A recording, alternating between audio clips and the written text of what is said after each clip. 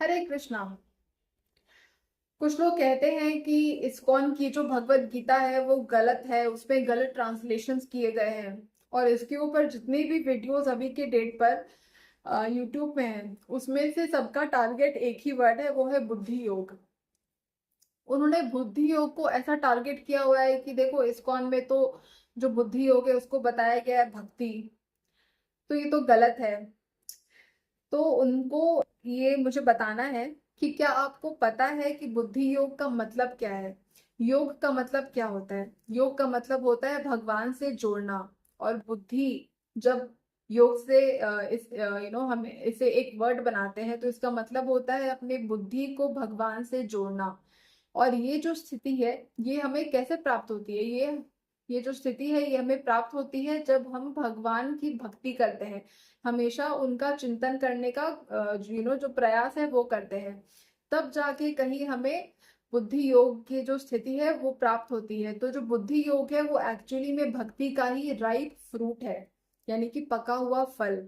अब अगर हम टेक्निकली भी इसे समझने की कोशिश करें तो हम चलते हैं भगवत गीता के चैप्टर नंबर 8 के श्लोक नंबर 14 और चैप्टर नंबर 8 के श्लोक नंबर 22 में, जहाँ पे कि कृष्ण जो है वो बताते हैं कि जो अनन्य भाव से उनकी भक्ति करता है वो उसे अपने अपना जो दिव्य ज्ञान है, अपने स्वरूप का जो ज्ञान है उसे वो प्रदान करते हैं।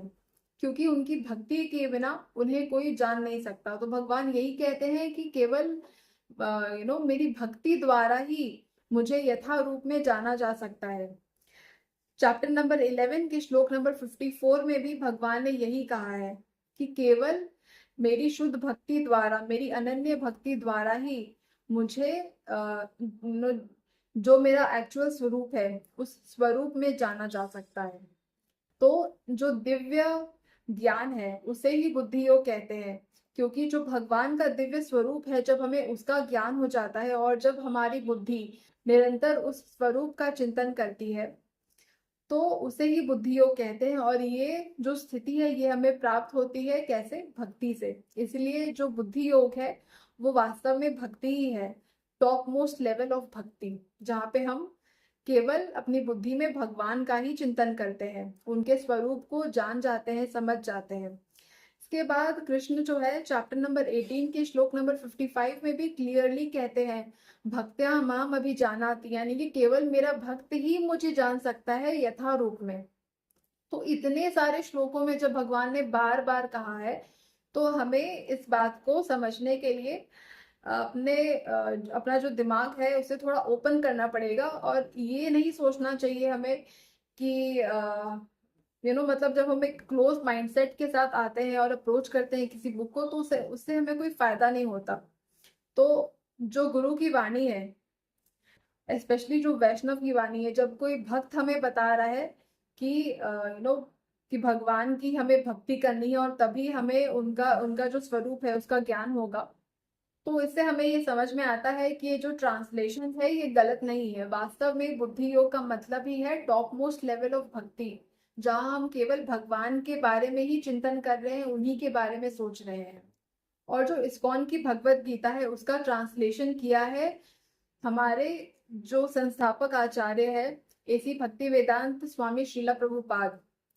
तो ये ऐसे व्यक्ति है, ऐसे संत है जिन्होंने पूरे दुनिया में कृष्ण भक्ति को फैलाया। और खास करके इस काम को जब उन्होंने, जो पाश्चात्य देश है यानी कि जो वेस्टर्न कंट्रीज है, जहाँ पे लोग हमेशा नशे में धुत रहते हैं, जहाँ पे वो हमेशा मांस भक्षण करते हैं, तो जब ऐसे पतित लोग जो इतने ज्यादा गिरे हुए हैं कि वो गाय का मांस खाते हैं, तो जब उन्होंने ऐसे लोगों को भक्त बनाया तो हमें ये बात क्लियरली समझ में आती है कि ये जो संत है ये कोई साधारण व्यक्ति नहीं है, ये भगवान द्वारा भेजे गए उनके खुद के पार्षद है। और हम उनके ट्रांसलेशंस को डाउट कर रहे हैं। अगर उनकी ट्रांसलेशंस गलत होती ना, तो जो असर